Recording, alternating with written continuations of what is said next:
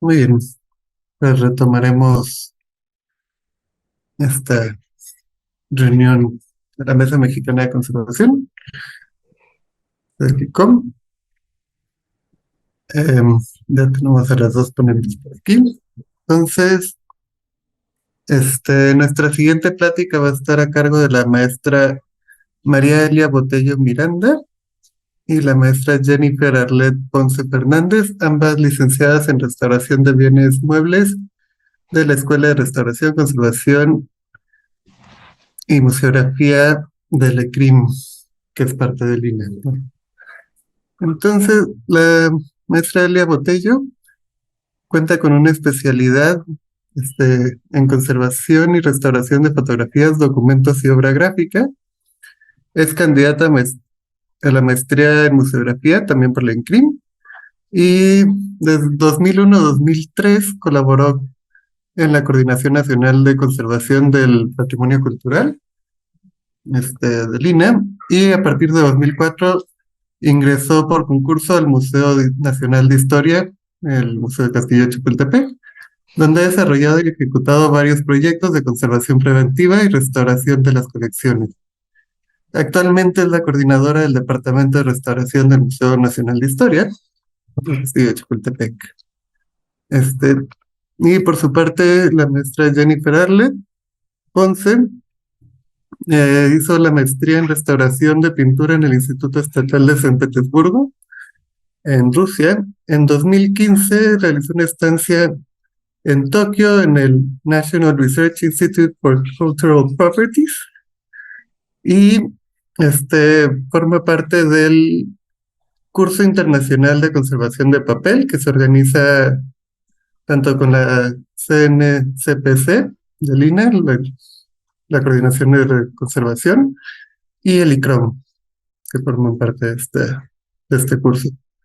Se desempeñó como restauradora en el Museo de Arte de Querétaro, en el Museo Interactivo de Economía y en el taller de documentos gráficos de la Coordinación de Conservación. Y desde el año 2019 se integró al Museo Nacional de Historia Castillo de Chapultepec. Y bueno, ellas nos van a platicar sobre sus experiencias en la conservación de pintura de caballete en el museo.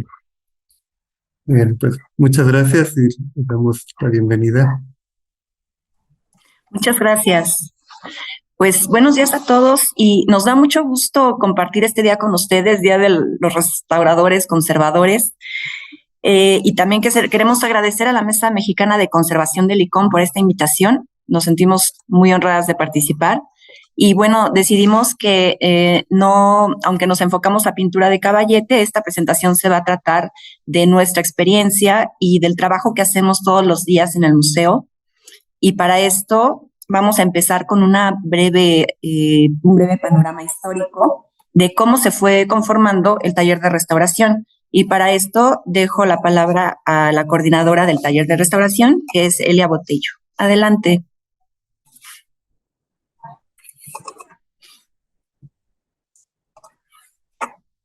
Disculpa, Eli, está silenciado tu micrófono. Gracias. El Museo Nacional de Historia, Castillo de Chapultepec, es el heredero del antiguo Museo Nacional que se ubicaba en la calle de Moneda, a un costado de Palacio Nacional. Desde su inauguración en 1944, el museo contó con una plantilla de restauradores para intervenir las piezas que se iban a exhibir. La colección de pintura recibió mayor atención. Algunos de los restauradores fueron artistas egresados de la Academia de San Carlos, con un curso de restauración muchas veces en el extranjero. Cabe mencionar algunos nombres como Lauro Carrillo, Sóstenes Ortega, Manuel Fuentes, Manuel Gaitán, Alejo Ortiz. A finales de la década de los 60 empezaron a impartirse cursos de restauración a los que asistieron restauradores como Juana Olivos y en la década de los 70 María Esther López Lugo. La siguiente, Jenny, por favor. En 1978, Felipe Lacouture, director del museo, llevó a cabo una reestructuración del taller de restauración de acuerdo con las colecciones del acervo, las cuales para trabajarlas y estudiarlas se dividieron en mobiliario, pintura, textiles, relojería y armas, escultura policromada y artes decorativas. Esta clasificación se realizó con la finalidad de que los restauradores y curadores trabajaran de manera conjunta en su conservación. Asimismo, se conformó otra área que realizaba acciones de prevención y mantenimiento en las salas y depósitos de colecciones, la cual estuvo a cargo de Lourdes Monjes.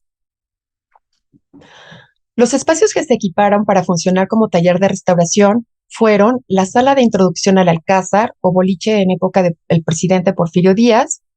Años más tarde se habilitó un segundo espacio en la parte poniente del castillo, en el que hoy en día es el auditorio. Sin embargo, esta área se desplomó y se volvió a reconstruir. Desde el proyecto de reestructuración de 1998 a 2003, se adecuó el espacio de las cocinas y almacenes para convertirlo en el departamento de restauración, el cual cuenta con un espacio para la restauración de piezas, un lugar para el archivo, un laboratorio, un espacio para la documentación con luces especiales y un almacén de materiales, así como una oficina. La siguiente, Jenny, por favor. Aunque en el taller se restaura la mayor parte del acervo del museo, también se realizan acciones emergentes en las salas de exhibición cuando la obra es de gran formato o se dificulta su traslado. La siguiente, Jenny, por favor. Bien, pues ahora vamos a hablar un poco de las actividades que realizamos diariamente en el museo. Y como se pueden imaginar, no solamente tiene que ver con la intervención de obras, sino también con muchas otras cosas que están relacionadas con la buena función del museo y con los objetivos del propio museo como institución hacia la sociedad. Entonces, en este sentido, podemos dividir tres grandes rubros. Uno es la conservación preventiva, que tiene que ver con todo lo que hacemos no directamente sobre los objetos, y después conservación directa, que son acciones que sí tienen que ver con los objetos, pero que no lo modifican, y la restauración, que también tiene que ver con los objetos, pero que sí modifican la apariencia o la estructura de los objetos, ¿no? En ese sentido, también podemos hablar de intervenciones menores, que son pequeños retoquitos, algún ajuste, adherir a algún fragmento, intervenciones emergentes o ya proyectos de restauración en forma que implican muchas otras cosas. Y estos trabajos los hacemos tanto en el taller de restauración como en las salas de exhibición y también en otras sedes en las que tenemos obra perteneciente a la colección del castillo. La conservación del museo tiene que ver no solamente con los restauradores y conservadores, sino también con todas las áreas que están trabajando para poder cumplir los objetivos del museo. Y estamos hablando del área de museografía, de difusión, seguridad, los depósitos, arquitectura, etcétera. La conservación, nosotros como departamento, sí la enfocamos a los bienes muebles, pero la conservación de los bienes muebles también en gran medida está determinada por este contenedor, que es el inmueble, que es un inmueble histórico y que también tiene un valor muy especial. Y como ven a la izquierda, todas estas actividades pues las estamos realizando en conjunto con ellos y siempre tiene que haber una coordinación que para nosotros es fundamental para poder lograr estos objetivos. No solamente el personal del museo realiza estas actividades, también tenemos que estar conscientes de que la conservación va más allá y tiene que llegar al público. El público lo disfruta el patrimonio, lo conoce y lo perpetúa en la memoria, y eso tiene que ser una meta que está presente todo el tiempo en estos objetivos.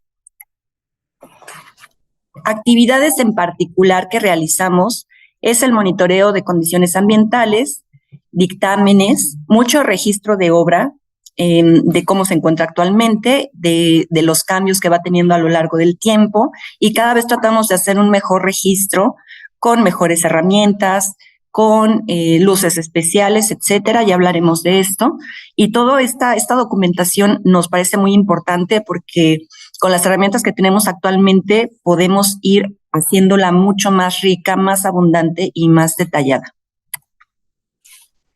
Aquí podemos ver la diversidad de bienes de las que se compone la colección del museo.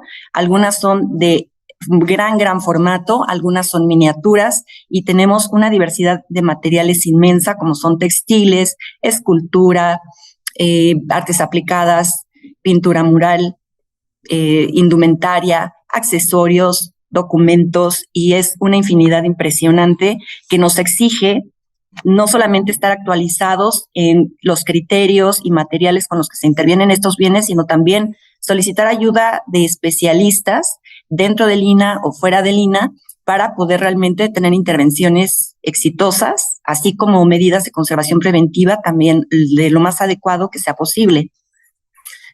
Como les digo, las intervenciones son diversas y obedecen a necesidades del propio museo, que pueden ser, por ejemplo, cuando se presta obra a exposiciones temporales, tenemos que hacer estos dictámenes, tenemos que hacer intervenciones menores, y a veces los propios objetos a lo largo del tiempo pues van teniendo daño, van teniendo oxidación de barnices o, por ejemplo, se envejecen los materiales orgánicos y tenemos que hacer intervenciones. Pero siempre tenemos en mente que la conservación preventiva es fundamental para tener que evitar llegar a la restauración. En ocasiones, como pueden ver, ocurren accidentes, entonces también tenemos que intervenir, que son los menos, pero también estamos siempre procurando que la obra en exposición esté en el mejor estado posible para que sea apreciada por el público y también pueda ser estudiada. Aquí les muestro del lado izquierdo una propuesta que hemos estado teniendo de aplicar respaldos a la pintura de caballete. Esto aquí es muy importante porque no tenemos un control completo de las condiciones ambientales, ya que nuestro inmueble es histórico. Entonces, estamos protegiendo las obras para evitar la entrada de polvo, de insectos, de animales, etcétera. Y es importante que sea un respaldo transparente porque esto nos permite justamente monitorear todo el tiempo el estado de las obras. Además, del lado derecho pueden ver ustedes el caso de un retrato de Ignacio Zaragoza. En este caso es muy interesante porque mucho tiempo estuvo consignado, incluso en la cédula, como pintura al óleo sobre tela. Pero después de hacer análisis y de hacer observaciones al microscopio, encontramos que no es precisamente esta técnica, sino que se trata de una fotografía que está pintada al óleo y que está puesta sobre una tela, está entelada. Y esto nos dio la pauta para tomar medidas de conservación preventiva o de conservación directa, justamente para evitar el deterioro de la obra. Por eso se puso un respaldo transparente, se hizo el registro y se puso también una cubierta. De esta manera no está tan expuesta y podemos protegerla de una mejor manera de acuerdo a la obra de la que se trata precisamente. Otra cosa súper importante es mencionar que en ocasiones tenemos que hacer este tipo de trabajos que son réplicas de los originales. Los originales, a veces por su naturaleza, son muy sensibles a la luz y no pueden estar expuestos mucho tiempo en las exposiciones, porque entonces sufren daños acelerados y la consecuencia es la pérdida de los objetos. Y lo que hacemos es que integramos unas réplicas que puedan servir para cumplir con los guiones curatoriales y que el público pueda realmente entender los objetos o entender los temas que se explican y al mismo tiempo proteger obras que pueden estar expuestas un tiempo, pero que no pueden ser parte de la exposición permanente. Adelante, Elia, por favor. Gracias. Un proyecto importante es la caracterización de materiales y técnicas de la pintura del museo. Esto se desarrolla en colaboración con el Laboratorio Códice de la Coordinación Nacional del Patrimonio Cultural y se abordan los estudios materiales y tecnológicos de una serie de pinturas emblemáticas. El primer estudio que se realizó fue la pintura de la Dama con rebozo, atribuida al pintor Juan Rodríguez Juárez. En es un acercamiento, en un acercamiento a la cajita de rapé que se observa entre las manos de la dama, se aprecia la pintura de los desposorios de indios, los cuales se refieren a actos previos al matrimonio, y gran parte de la adjudicación es por este detalle de la cajita de rapé.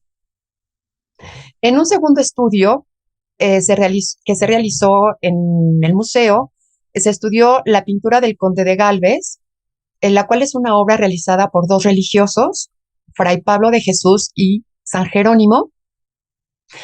Y en las placas de rayos X se detectó una segunda leyenda en la cartela que dice el excelentísimo señor Conde de Gálvez. Debajo dice de Carlos IV, rey de España, ODG.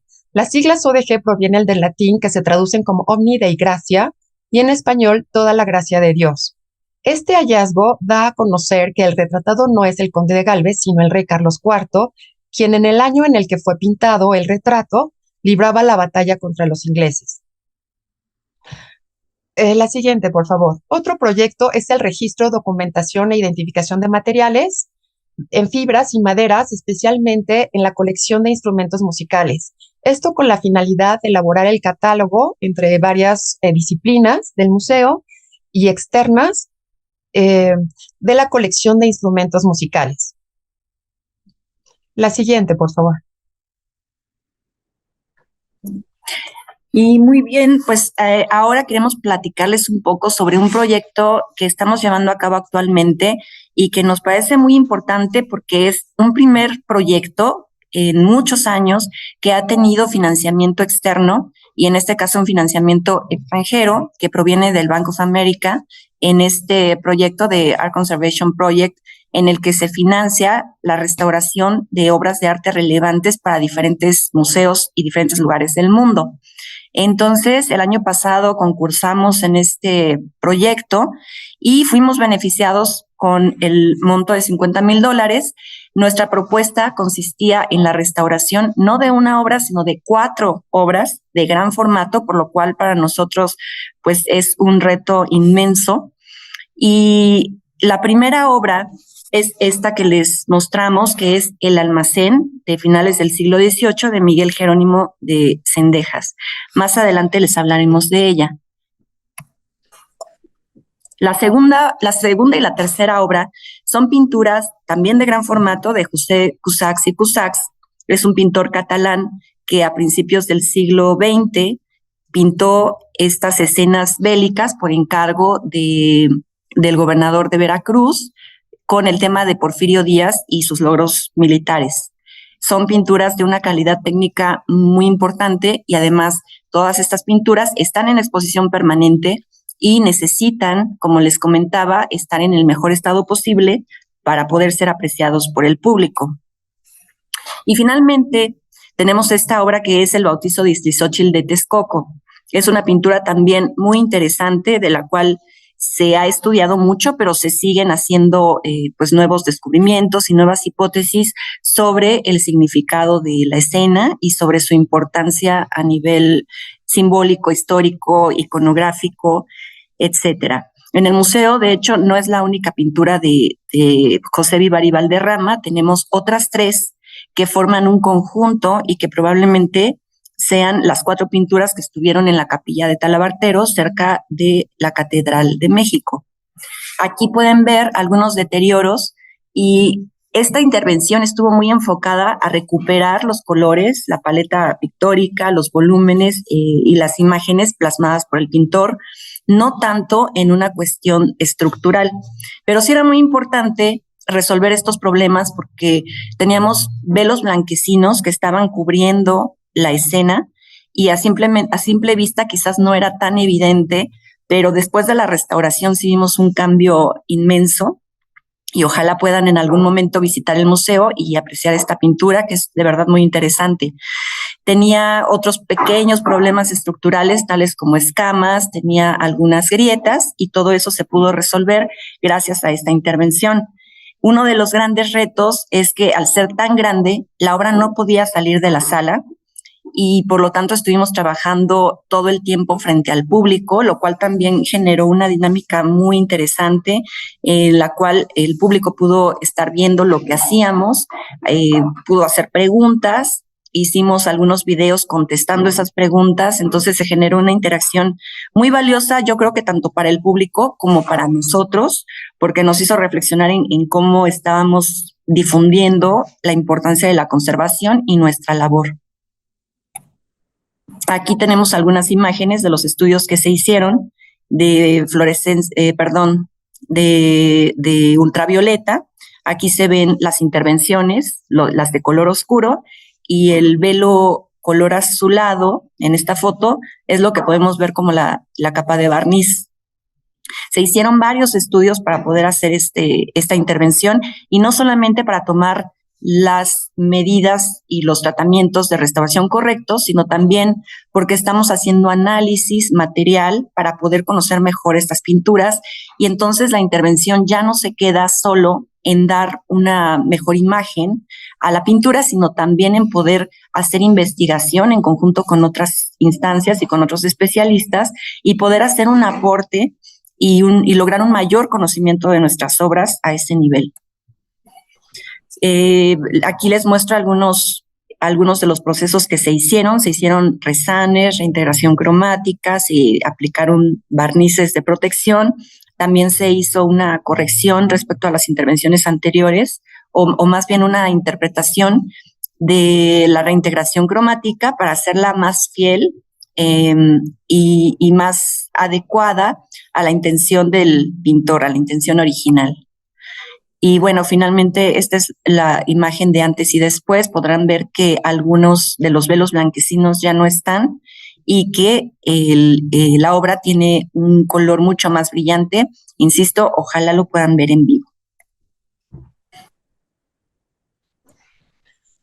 Gracias. La obra del almacén se compone de 16 puertas de madera que fueron realizadas por el pintor poblano Miguel Jerónimo Cendejas, en las que se representan alegorías de las ciencias según la enciclopedia de Diderot.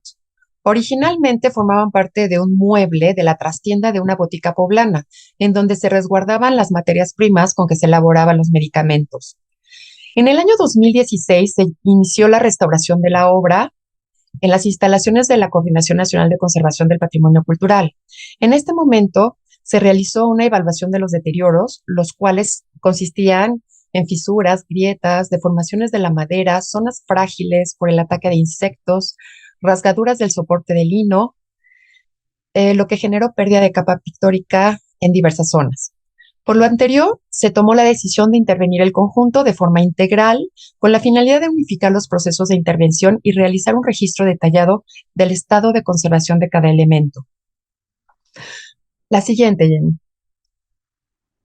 Por iniciativa del Salvador Rueda, director del museo, se decidió apoyar en la restauración de 4 puertas de esta magna obra. Se realizaron procesos de consolidación de la madera para proporcionar mayor resistencia, injertos en la madera en zonas porosas. Por el anverso también se realizaron resanes, enfaltantes, fisuras y grietas. Se adhirieron zonas puntuales de capa pictórica, se reintegraron los faltantes con la técnica de puntillismo para unificar la reintegración y se aplicaron los barnices de protección correspondientes. Y la última es, pues, muchísimas gracias por su atención. Les invitamos a visitar nuestras redes sociales para dar seguimiento a las diversas actividades de restauración y conservación que se realizan en el museo. Gracias.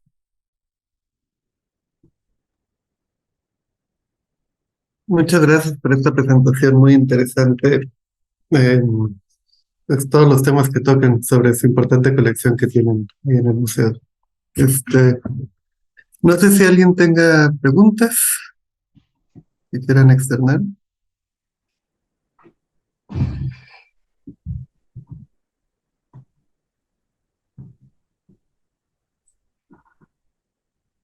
Sí, Minerva.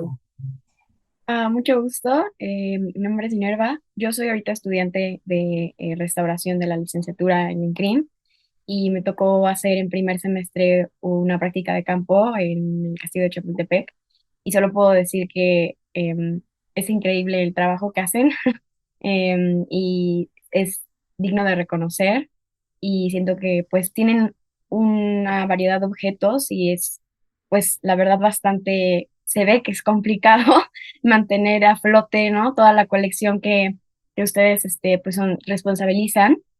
Entonces solo quería comentar que pues no sé cómo agradecerles y reconocerles un poco su trabajo que me tocó ver hace un año. Y ya, eso era todo. Gracias. Muchas gracias. Y bueno, si me permiten, nada más sí me gustaría mencionar que actualmente en el taller somos 4 personas y hay una restauradora más que trabaja en el área de depósito. En total somos 5. Entonces, la verdad es que 5 personas para toda esta colección, de la cual tenemos más de 100,000 registros. Entonces estamos hablando de verdad de un mundo de objetos que no se termina. Sí es una responsabilidad enorme, pero creo que en la medida en la que podamos estar justamente estudiando nuestras obras, compartiéndolas, difundiéndolas y que la sociedad realmente se integre a este disfrute, al conocimiento de su patrimonio, pues es como se logra el fin último de la conservación. Gracias. También, también cabe mencionar que este año celebramos los 80 años de la restauración en el museo. El museo inaugura con restauradores, entonces, bueno, también pues estamos de manteles largos porque, bueno, 80 años, pues sí es un logro que se haya reconocido desde un inicio una plantilla de restauradores y se hayan contratado, pues en ese momento, gente que podía intervenir las obras. Uh-huh. Otro comentario, perdón, que me gustaría hacer es que recientemente estuvimos trabajando con dos investigadoras, Talía Montes y Estela Iriarte, que nos acompañan aquí hoy. Muchas gracias. Y estuvimos haciendo un trabajo justamente de ir viendo cuál fue la historia de la restauración en este museo y cómo se conecta con el Museo Nacional. Y realmente estamos viendo que es muy importante para los restauradores conservadores saber cuáles fueron las prácticas, cómo era la sociedad entonces, cómo se veían los restauradores y cómo fue creciendo la profesión, porque esto nos da mucha idea y nos explica por qué las obras que tenemos hoy se encuentran de esta manera, cómo fueron intervenidas, cuáles eran los objetivos, y esto se refleja en situaciones tan cotidianas como, por ejemplo, cómo estaban contratados los restauradores, que a lo mejor antes eran vistos más como técnicos, o que antes pues eran pintores que tenían una especialidad en restauración y ahora es todo tan diferente y esto creo que nos ayuda mucho, nos aporta una perspectiva de nuestra profesión y es el tipo de cosas que tenemos que hacer el día de hoy, en el Día de los Restauradores Conservadores. Gracias.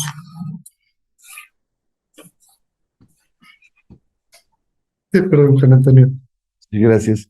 Me gustaría preguntarle como restaurador, ¿se han hecho estudios de capacidad de carga? Es uno de los museos que más se visitan en México, domingo a domingo.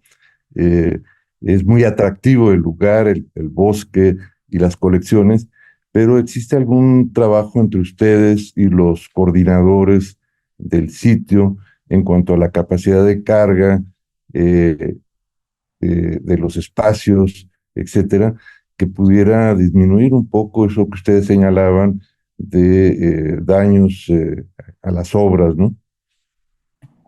Uh-huh. Pues sí existen estudios, se hacen constantemente y, por ejemplo, como en esta zona de Ciudad de México hay muchos temblores, siempre después de cada temblor, pues se hace una revisión del inmueble y sí se analizan algunas fisuras, grietas, hay testigos. Entonces sí hay un estudio y seguimiento de todos los asentamientos que hay en el inmueble. Sí. También somos un museo muy visitado, sobre todo en los domingos. Se han registrado hasta 25,000 personas aproximadamente. Y pues esto genera también, bueno, que la visita no sea tan agradable, tan rica. Y generalmente, pues antes se hacían como por partes las visitas, pero ya ahorita que ha pasado la pandemia, pues ya se han quitado las restricciones y bueno, volvemos a la normalidad. Pero sí hay estudios de capacidad de carga. Sí. Y también quise recordar que en la época de la reestructuración, que fue en los años 2000, se hicieron obras para reforzar, digamos, la estructura, digo, en ciertas zonas, obviamente. Entonces, esa parte se tiene cuidada y se tiene contemplada.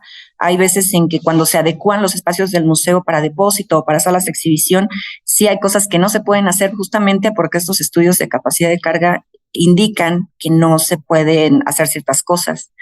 Pero, pues digamos que en ese sentido el inmueble pues está en buenas condiciones y se tiene contemplado. El tema del público, de la gran afluencia de público, pues es algo que tiene muchas consecuencias. Como dice Elia, a lo mejor evita que la gente pueda realmente acercarse, disfrutar y bueno, entonces son cosas que como museo tenemos que ir viendo a largo plazo qué es lo que va a ocurrir y quizás también aprender de otros museos y ver qué están haciendo para solucionar esta situación. Gracias.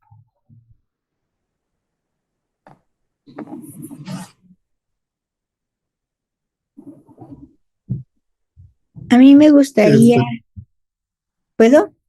Enfatizar, ahora que mencionaste que estamos trabajando juntas, lo cual a mí me ha dado una visión completamente diferente de lo que es la investigación en el propio museo, porque no solamente estás viendo el contexto de la hechura de la obra y de una serie de circunstancias culturales, sino toda esta parte técnica que hay que estar considerando en la conservación y en la renovación.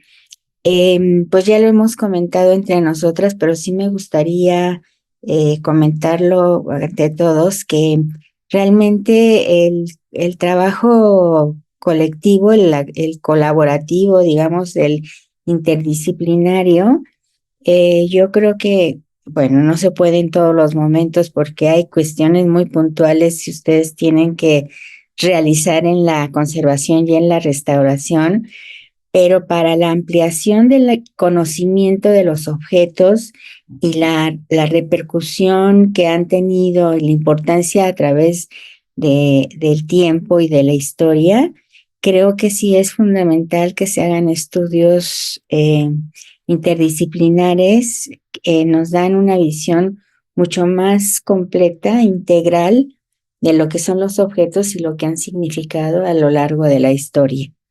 Yo las felicito por su exposición, qué lástima que fue tan rápida porque hay mucho que aprender. Muchas gracias. Gracias.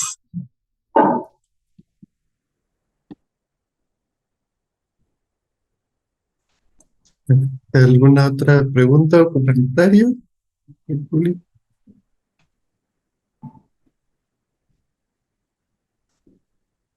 Si no, yo también me quisiera sumar. Me da mucho gusto que hayan tocado también la importancia de estos estudios interdisciplinares, mostrando su colaboración con el Laboratorio Códice, la coordinación de la restauración. Parece muy interesante toda esta parte pues justo los estudios interdisciplinarios y cómo se apoya toda la información, se conjunta, se da una sinergia muy bonita. Y pues bueno, sí, me hubiera gustado que tocaran un poco más esa parte. Claro, Gracias. de cómo no solo apoya los estudios, sino en la parte de restauraciones ayuda a conocer los materiales, de cómo está hecho, cómo está generada la obra y a veces también identificar, digo, dependiendo del estudio, algunos productos de degradación. Claro, claro que sí.